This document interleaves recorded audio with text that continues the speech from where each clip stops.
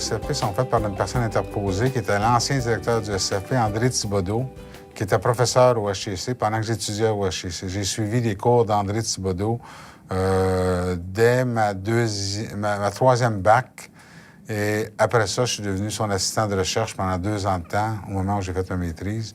Donc, avec André, j'ai participé à divers congrès du SFP Québec comme observateur, parce qu'André continuait à collaborer avec le SFP Québec. Et j'ai eu, dans les discussions privées, André m'a conté un peu toute l'histoire du SFP depuis ses débuts. André Thibodeau ne disait que du bien du SFP. Il s'était réalisé en bonne partie dans ça. C'est sûr que ce qui l'avait marqué le plus, c'était la campagne d'unification des syndicats à l'Hydro-Québec, avec l'appui de Louis Laberge de la FTQ à l'époque, qui avait forcé les divers syndicats affiliés à la FTQ qui avaient des membres à l'Hydro de se regrouper derrière la bannière du SFP. Il y a eu un vote de représentation entre le SFP et la CSN. À travers la province, le vote a été pour le SFP, puis André Thibodeau était très actif dans ça, puis c'était pour lui c'est ce qui a donné du corps au SFP. Et pas juste au SFP, mais aussi ça a permis à la FTQ d'être significativement représentatif au Québec. Ça a permis au SFP d'avoir des membres dans toutes les régions du Québec, puis de graduellement ouvrir des services, des bureaux, je veux dire, dans toutes les régions du Québec où on se greffait d'autres groupes des services publics au Québec, au SFP. Donc, mais ça a donné aussi beaucoup de crédibilité à la FTQ parce que la FTQ, c'est un cadre où les gens, c'est une adhésion volontaire. Puis c'est un jeu d'influence auprès des syndicats affiliés. Et le fait que la FTQ ait su mobiliser l'ensemble de ces syndicats à appuyer le SFP dans cette campagne-là, parce qu'ils n'ont pas juste dit « on vous cède nos membres », ils ont aussi participé activement à la campagne. Ça donnait un statut de véritable fédération québécoise à la FTQ. Et ça a donné beaucoup de crédibilité à la FTQ auprès du gouvernement, mais aussi auprès des syndicats membres, comme intervenants, comme organismes qui donnaient du corps. Une des caractéristiques du SFP, c'est que dans tous les secteurs du SFP, il y a eu des batailles significatives. Quand une grève est bien faite, ça apporte fruit plusieurs négociations par après. À l'Hydro-Québec, il y a eu plusieurs conflits. Dans le secteur universitaire, il y a eu des conflits majeurs, comme je l'ai expliqué tout à l'heure, à l'Université de Montréal, à l'UQAM, dans les constituantes de l'UQ. Il y a eu une grève de Polytechnique à la fin des années 2009. Non, au début des années... l'année du verglas. 98. En 98. Ils se sont battus pour les conditions de travail et ça paraît dans les conditions de travail de ces gens-là. Dans le secteur municipal, il y a une tradition de lutte qui a toujours existé. À la Ville de Montréal, ils ont eu des grèves difficiles dans les années, je te dirais, dans les années 80. 2 grèves difficiles, coup sur coup. Dans les autres villes aussi, il y a eu des grèves difficiles. Mais toujours comme but d'améliorer les conditions de travail. Il y a eu des grèves dans le secteur du transport terrestre. Il y a eu des grèves dans le secteur du transport aérien. Il y a eu des grèves dans le secteur du transport de valeur. Il y a eu des... Là, je parle beaucoup de grèves, mais c'est pour exprimer que le SFP, c'est un syndicat de combat. Ils se battent. On se bat pour améliorer le sort des conditions de travail des gens, puis se faire respecter dans les milieux de travail. On venait de sortir d'une période d'inflation énorme. Et énorme, où c'est là qu'on a vu des taux d'hypothèque à 19 puis ainsi de suite. Mais ça a permis au secteur public, à ce moment-là, d'aller chercher des augmentations salariales, d'intégrer dans le salaire, parce qu'on avait, en 1972, il avait été négocié des clauses d'indexation en montant forfaitaire. Mais là, c'était intégré dans les conventions collectives en 75-76. Ces montants-là, puis ça fait en sorte que les gens ont eu des augmentations qui variaient de 30 à 55 %. en incluant, puis dans le salaire réel des gens. Mais c'était des grandes années de mobilisation dans le secteur privé, la grève de United Aircraft. Mais la grève de United Aircraft, ça a amené une grève générale d'une journée où la plupart des syndicats du SCFP ont participé dans la région de Montréal à cette grève-là, parce que c'était un conflit qui avait lieu dans la région de Montréal. Un appui intensif, il y a eu plusieurs manifestations, il y a eu plusieurs rassemblements auxquels on participait. Les années 70, c'était, oui, la première année où il y a eu un front commun, en 72, puis il y a eu un deuxième front commun où ça a mené en 75-76. 75-76, il y a un front commun avec des instances que les gens ont trouvé lourdes, mais qui a été efficace, somme toute. Il y avait un comité de coordination, un comité d'orientation de 600-700 personnes. Quand on pense au transport terrestre, on pense nécessairement aux chauffeurs d'autobus, aux opérateurs de métro de Montréal. Ces gens-là, historiquement, c'est des gens qui sont syndiqués depuis longtemps. Ils ont été syndiqués à la CSN dans un syndicat unifié qui représentait tous les gens du transport en commun à Montréal, dans une seule unité syndicale. Mais je ne sais pas trop pourquoi, mais ils se sont divisés à un moment donné. Il y a venu une unité d'entretien, une unité de chauffeurs d'autobus, une unité de bureau. Et l'unité de chauffeurs d'autobus sont devenus un syndicat indépendant durant plusieurs années. Ils ont quitté la CSN, un syndicat indépendant. Le SCFP a eu des approches avec, ça s'est fait... Ça n'a pas été facile au départ, il n'était pas nécessairement intéressé, mais c'est un syndicat quand même qui avait des éléments combatifs dans ce syndicat-là, qui se battait contre la STCUM parce que ceux-ci voulaient implanter des chauffeurs à temps partiel. Les chauffeurs à temps partiel, ça veut dire introduire une nouvelle classe de chauffeurs pour couvrir... vous savez, le transport en commun, il y a deux... Quand on regarde la courbe du service de transport en commun, c'est comme deux bosses de chameau. Il y a un pic à 8 heures le matin, puis un pic à 5 heures l'après-midi. C'est plus que sur 8 heures, donc on appelle ça sur l'amplitude. Donc, ils voulaient mettre des chauffeurs à temps partiel à ces deux moments-là.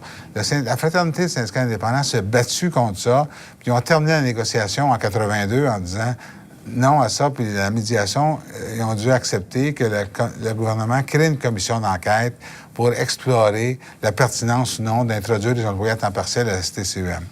C'est là que les chauffeurs d'autobus ont signé un contrat de service avec le SCFP pour que le SCFP puisse les représenter devant la commission d'enquête. En février 1983, le contrat de service commence. Et là, quelques mois après, la commission d'enquête de trois arbitres de grief qui deviennent commissaires à la commission d'enquête. Nous autres, le SCFP, on est là, on est en lien avec le ministère des Transports, on est en lien pour s'assurer qu'il y ait au moins un des commissaires qui vient de la liste du syndicat. C'est un professeur de l'Université Laval, le professeur Gilles Ferland. Ce qu'il faut retenir, c'est que dans la preuve de la commission d'enquête, la STCUM a déposé une liste pilote où il y avait la prétention d'amener 28 millions d'économies. Ça, c'est en 83. C'est énorme, 28 millions d'économies pour l'employeur. Et là, nous autres, de notre côté, on s'est mis à travailler ça, à étudier ça, puis à défaire ça. Puis là, on a fait notre preuve, nous autres ici. On a déposé notre preuve en 8 ans. On a fait déposer 8 volumes de preuves, dont on a étudié, nous autres, le transport en commun partout en Amérique du Nord. On a étudié le modèle, justement, des deux bosses, puis les caractéristiques de ça, les coûts reliés à ça. Puis, sur la liste pilote, sur les conditions de travail, sur les problèmes de santé des chauffeurs d'autobus, puis ça, on a pris ça sur tous les angles, puis on a démontré que c'était pas 28 millions d'économies qu'ils faisaient, c'était au maximum 1,5 million d'économies qu'ils faisaient. Et les commissaires nous ont donné raison, que c'était 1,5 million, que ça n'en valait pas la peine. Et le rapport des commissaires est sorti à mi-décembre 83. Mais ce qu'on a tenté de faire durant l'année, ça a été un vote d'affiliation au SCFP. Les gens, nous autres, on rendait public continuellement notre preuve dans l'ensemble des divisions. Quand je dis 8 volumes, les 8 volumes ont été mis sur les tables, dans les divisions des chauffeurs, puis ils se sentaient bien représentés. Ça parlait de leur vie, ça parlait de leurs problèmes de santé au travail, ça parlait des caractéristiques de leur travail. Et ça défaisait la preuve d'employeur. Et là, on a eu un vote, puis ils ont adhéré au SCFP en octobre 1983, avant même les conclusions de la commission d'enquête, parce qu'ils se sentaient bien représentés. Par après, les gens de bureau qui étaient syndicat CSN ont laissé la CSN pour s'en venir au SFP. Quand le SFP a été dirigé par André Thibodeau, c'est un gars qui croyait à l'éducation syndicale. Et immédiatement, il a introduit dans l'équipe de conseillers du SFP un conseiller à l'éducation.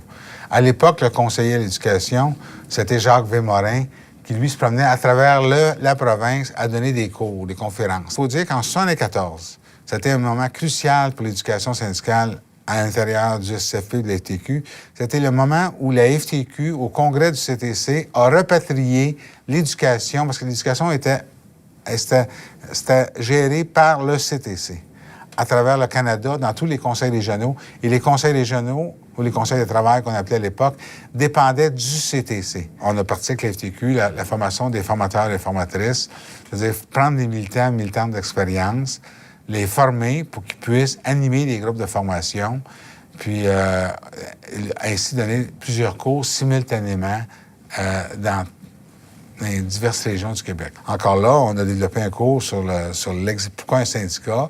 Et au 301, on a loué des classes dans 3-4 écoles à travers la ville. Puis on avait des cours matin et après-midi. On prenait des groupes de 15 à 20 personnes dans chaque groupe le matin et l'après-midi. On avait une équipe à temps plein qui recrutait du monde pour le lendemain. Même, on avait comme soutien aussi il y avait un film américain qui était très bien fait sur une lutte aux États-Unis dans les mines de charbon, Harlan County, USA, qui avait lieu en Caroline à l'époque. On a présenté ça au cinéma au Tremont 2 matins, à 6 heures du matin, au Grévis du 301. On a développé des formateurs, des formatrices. Plusieurs ont été engagés comme conseillers par après, mais on a développé des formateurs et formatrices dans tous les secteurs, dans tous les domaines possibles et impossibles. La condition féminine, l'équité salariale, toutes les branches qu'on connaît aujourd'hui ont été développées par les militants et les militantes du SFP. Dans l'éducation, on a formé plusieurs personnes, dont on a formé une relève. Et une des formatrices qu'on a formées, qui venait de la Croix-Rouge, qui s'était battue aussi, qui avait eu une grève difficile à la Croix-Rouge, c'était Joanne Saint-Amour. Puis Joanne, à la Croix-Rouge, son métier, c'était de faire de la formation pour la Croix-Rouge. C'était une fille qui avait étudié en pédagogie, c'était une fille extraordinaire, c'était une syndicaliste engagée, elle avait fait la grève à la Croix-Rouge, et elle a pris, quand j'ai senti qu'il y avait une relève, j'ai laissé la relève à Joanne, qui a pris en charge le service d'éducation, puis qui a continué à le développer sur tous ses angles possibles et impossibles. C'était bien, elle avait une équipe de formateurs et de formateurs extraordinaire. Travailler avec les sections locales, pour moi, ça voulait dire équiper les officiers pour qu'ils prennent leurs responsabilités, pour qu'ils assument leur rôle de leadership dans la section locale. Ça a été ça qui m'a nourri aussi au service d'éducation. Ça a été d'équiper les officiers, les dirigeants syndicaux, les délégués syndicaux, pour qu'il y ait des outils en main, pour qu'ils fassent vivre démocratiquement, avec force, combattre les injustices qu'il y avait dans leur milieu de travail. Et ça, je pense que ça a été une des grandes sources de motivation que j'ai eues dans ma vie. Ça a toujours été d'équiper les officiers pour qu'ils puissent faire vivre le syndicat. Ma deuxième grande source de motivation, un syndicat, ça a des membres, ça a des dirigeants, ça a des institutions démocratiques, mais ça a aussi des employés qu'on appelle des conseillers, qu'on appelle des permanents. Et moi, j'ai toujours été frappé, émerveillé devant le travail que font les permanents et les permanentes. C'est particulièrement ceux et celles du SFP. Dans leur travail au quotidien avec les sections locales, au travail aux tables de négociation, le travail devant les tribunaux administratifs, le travail aussi d'information, tous les services spécialisés. Et j'ai toujours tiré un grand plaisir à voir les conseillers, les conseillères travailler, fournir les services aux sections locales. C'est drôle à dire, parce que des fois, je parle aujourd'hui avec des dirigeants, c'est difficile, on vit des périodes difficiles. Moi, j'ai aimé ça, diriger l'équipe de conseillers et conseillères du SFP, parce que j'aimais le travail que faisaient les conseillers et conseillères. Il y a eu des bouts difficiles, je le reconnais. Il y a eu des tensions, je le reconnais.